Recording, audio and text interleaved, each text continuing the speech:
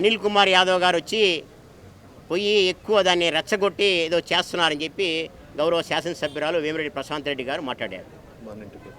ఇక్కడికి వచ్చి అనిల్ కుమార్ యాదవ్ గారు రెచ్చగొడుతున్నారని. అనిల్ కుమార్ యాదవ్ గారు ఈ రాష్ట్ర పిఏసీ సభ్యుడు, 2 సార్లు ఎమ్మెల్యే, 4 సార్లు పోటీ చేసినటువంటి వ్యక్తి, మాజీగా మంత్రిగా పనిచేసినటువంటి వ్యక్తి. ఆయన కూతవేట దూరంలో ఉన్నటువంటి ఆయన ఇల్లు ఇక్కడికి 1.5 కిలోమీటర్లు లేదా 2 కిలోమీటర్ల దూరం.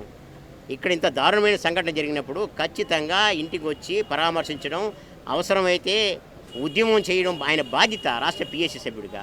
అందులోనూ ప్రసన్న కుమార్ రెడ్డి గారు, అనిల్ కుమార్ యాదవ్ గారు 2010 నుంచి ఇదే పార్టీలో కొనసాగుతున్నారు. ఇద్దరూ పిఎస్సి సభ్యులు. ప్రసన్న కుమార్ రెడ్డి గారికి అనేక సార్లు అనేక గ్రామాల్లో అనేక మండలాల్లో నా తమ్ముడు అనిల్ కుమార్ యాదవ్ అని కూడా చెప్పున్నాడు. వాళ్ళిద్దరి మధ్య అనుబంధం అలాంటిది.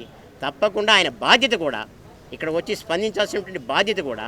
ఆయన రెచ్చగొట్టేది ఏంది? మీరు రెచ్చగొట్టి రౌడీ ముక్కలు పంపించి ధ్వంసం చేసి గందరగోళం చేసి ఇక్కడున్నటువంటి పోలీస్ వ్యవస్థ ఒక ఇల్లు ధ్వంసం చేసినా పట్టించుకోదు, ఒకరిని చంపినా పట్టించుకోదు, ఒకరి మీద దొమ్మి చేసినా పట్టించుకోదు.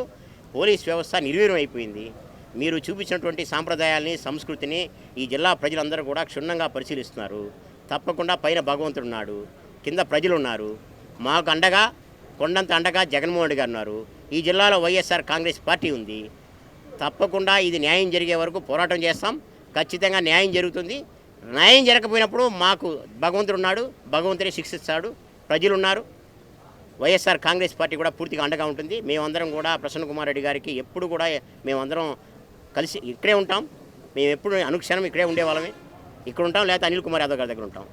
కాబట్టి భగవంతుడు అనేవాడు ఉన్నాడు, కింద ప్రజలు ఉన్నారు, వైఎస్ఆర్ కాంగ్రెస్ పార్టీ కార్యకర్తలు ఉన్నారు, నాయకులు ఉన్నారు. మాకు పోలీసు ద్వారా న్యాయం జరగదని అర్థమైపోయింది. న్యాయం జరిగే వరకు పోరాటం చేస్తాం. కుదరపోయిన పక్షంలో మాకంటూ భగవంతుడు ఎప్పుడైతే అవకాశం ఇస్తాడో ఆ రోజు న్యాయం కోసం పోరాడు.